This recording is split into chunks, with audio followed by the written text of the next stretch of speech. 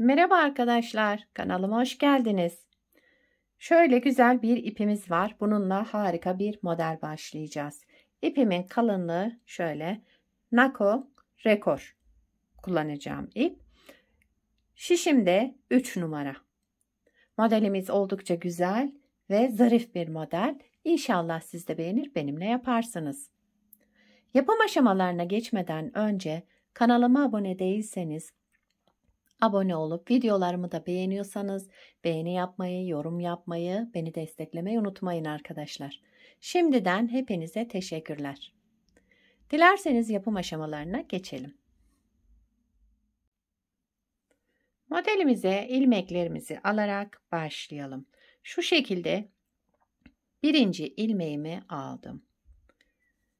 Bu model için ilmek sayısı 9 ve 9'un katları artı 4 ilmek sayısına ihtiyacımız var.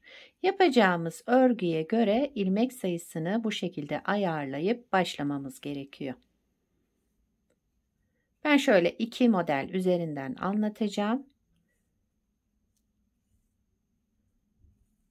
Evet, şöyle hemen sayayım ilmeklerimi.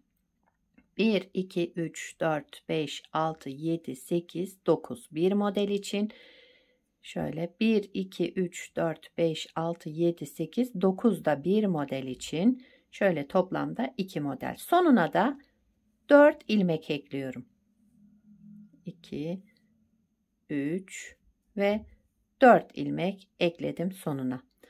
Toplamda şişimde 24 ilmeğim var. 24 ilmekle modelimi kurmaya başlıyorum. Modelin birinci sıra ön yüzündeyim. Ben lastiksiz başlıyorum. Siz istediğiniz lastiğin üzerine başlayabilirsiniz. Kenar ilmeğimi ilk sıra olduğu için ördüm.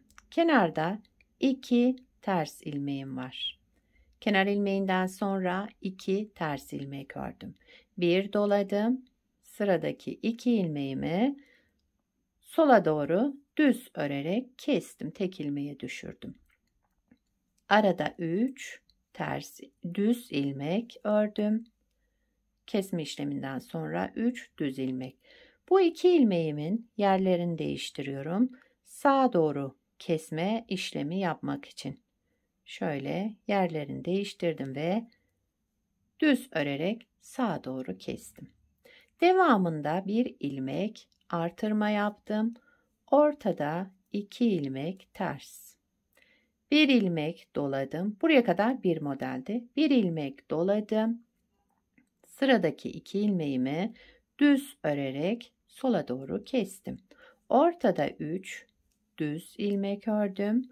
Şimdi sağa doğru keseceğim bu 2 ilmeği. Onun için öndekini arkaya alıyorum. Arkadaki ilmeğimi de öne alıyorum. Daha sonra bu 2 ilmeğimi düz örerek tek ilmeğe düşürdüm. Yani kestim. Bir ilmek doladım. Kenarda 2 ilmek ters ördüm. Bir de kenar ilmeğimi ördüm. Birinci sıra ön yüzünde bu işlemleri yaptım. İkinci sıra arka yüzündeyim modelin. Kenar ilmeğimi örmeden aldım. 2 ilmek düz ördüm.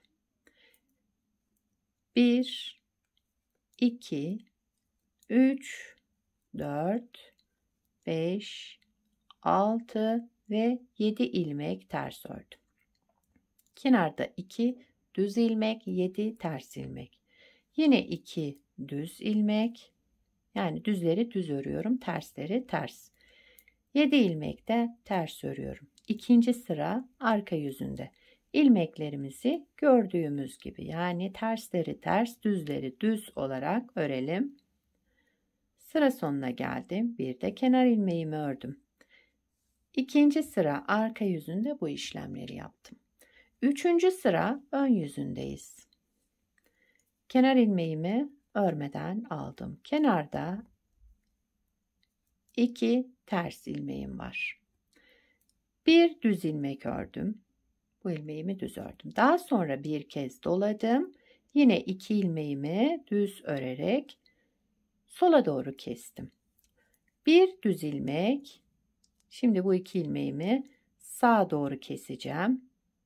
Şu şekilde yerlerini değiştirdim. Çapraz yaptım ve sağa doğru kestim. Devamında bir doladım. Bir düz ilmek ördüm. Ortada 2 ters ilmek. Şu şekilde. Yine bir düz. Bir doladım. 2 ilmeği düz örerek kestim sola doğru.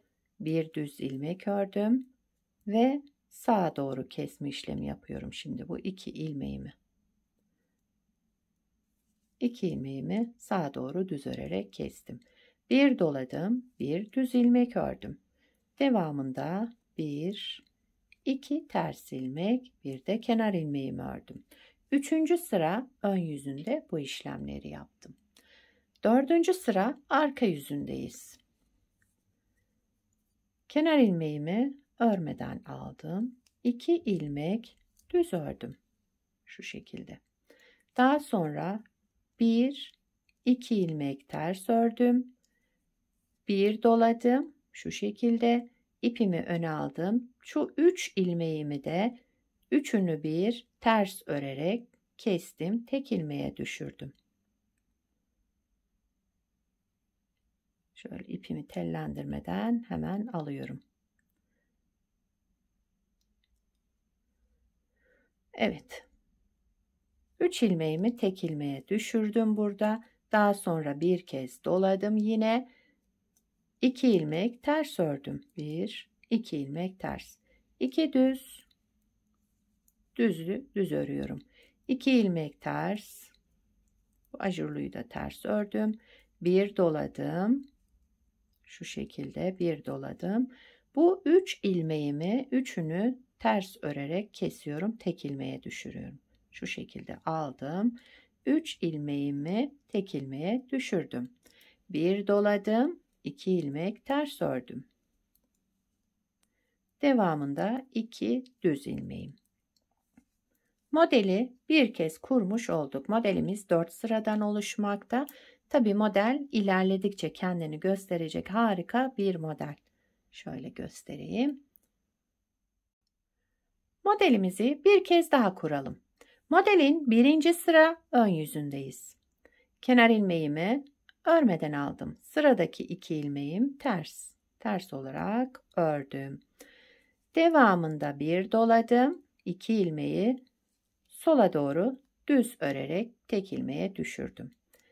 1, 2, 3 ilmek düz ördüm. Sıradaki 2 ilmeğimi sağa doğru kesme işlemi yapacağım. Şu şekilde aldım. Sağa doğru 2 ilmeğimi kestim. Tek ilmeğe düşürdüm. Devamında bir doladım. Ortadaki 2 ters ilmeğimi ördüm. Bir doladım. 2 ilmeğimi düz örerek kestim. Tek ilmeğe düşürdüm. Sola doğru. Ortadaki 3 ilmeği de düz ördüm. Şu şekilde. Şimdi 2 ilmeği sağa doğru kesiyorum. 3 düz ilmekten sonra 2 ilmeğimi sağa doğru kestim. Tek ilmeğe düşürdüm. Devamında bir artırma yaptım. Kenarda 2 ters ilmek. Bir de kenar ilmeğimi ördüm. Modelin 1. sıra ön yüzünde bu işlemleri yaptık. 2. sıra arka yüzündeyim. Kenar ilmeğimi örmeden aldım. İlmeklerimi gördüğüm gibi, yani 2 düz, 1, 2, 3, 4, 5, 6, 7 ters ilmek ördüm. Kenar ilmeğinden sonra 2 düz ilmeğimi düz ördüm. 7 ilmeğimi ters ördüm.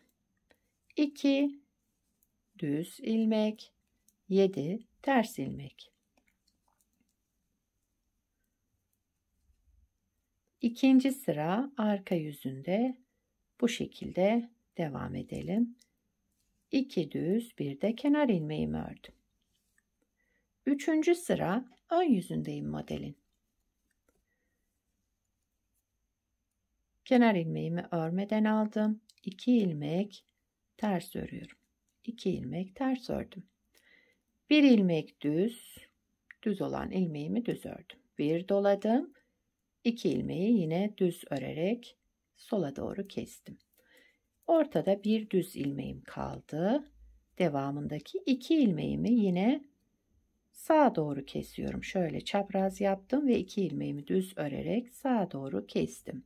Devamında bir doladım, bir düz ilmek ördüm. Şu şekilde. Ve 2 ters ilmek, bir düz ilmek, bir doladım, 2 ilmeğimi sola doğru düz örerek kestim. Bir düz ilmek, şimdi sağa doğru kesiyorum. 2 ilmeğimi ikisini bir alarak sağa doğru düz ördüm ve kestim. Bir doladım, bir düz ilmek ördüm. Kenarda 2 ters ilmeğim, bir de kenar ilmeğimi ördüm. 3. sıra ön yüzünde bu işlemleri yaptım. 4. sıra arka yüzündeyim modelin. Son sıramız. Kenar ilmeğini örmeden aldım. 2 düz ilmek ördüm. Düzleri yine düz ördüm. Devamında 2 ters, 1, 2 ters ördüm. Bir doladım, arka yüzündeyiz. Bir doladım. Sıradaki 3 ilmeğimi şu şekilde ters örerek tek ilmeğe düşürdüm. Şöyle. Bir doladım, 2 ters ilmek ördüm. 2 düz, 1, 2 düz ilmek ördüm. 2 ters, 1, 2 ilmek ters ördüm. Bir doladım. Sıradaki 3 ilmeğimin üçünü bir alarak ters ördüm ve kestim. Devamında bir artırma yaptım. 2 ters ilmek ördüm. Ve kenarda 2 düz ilmek, bir de kenar ilmeği. 4. sıra arka yüzünde bu şekilde yaptık. Modelimizi 2 kez kurmuş olduk. Bakın model böyle devam edecek. Harika bir model. Şöyle. Gördüğünüz gibi güzel, zarif, şöyle gösterişli bir model. Bir de daha önce yapmış olduğum bir parçam var. Onu göstereyim. Bakın bunu da daha önce yaptım şu şekilde. Bunu beraber yaptık. 2 kez kurduk modeli. Bunu da daha önce yapmıştım. Size göstermek için şöyle pirinç lastik yaptım bunda. Bir ters bir düz. Arka yüzünde de düzü ters tersi düz olarak öreceğiz. Pirinç oluşturdum şu şekilde. Üzerine de bu modeli kurdum. Gördüğünüz gibi harika oldu bence. Modelin arka yüzü de bu şekilde. Bakın şöyle zarif güzel dantel gibi bir model. İpim de ince. Evet. Bugünkü modelimiz de böyleydi. Güzel, gösterişli, zarif bir model. Şöyle bırakayım. Bu modelden yelek yapabilirsiniz, hırka yapabilirsiniz. Yani her türlü örgüde kullanabilirsiniz. Sizler de nelerde kullanacaksınız? Onları da yorumlarda belirtirseniz sevinirim. Yapacak olanlara kolay gelsin. Bir sonraki videoda görüşmek üzere. Hoşça kalın.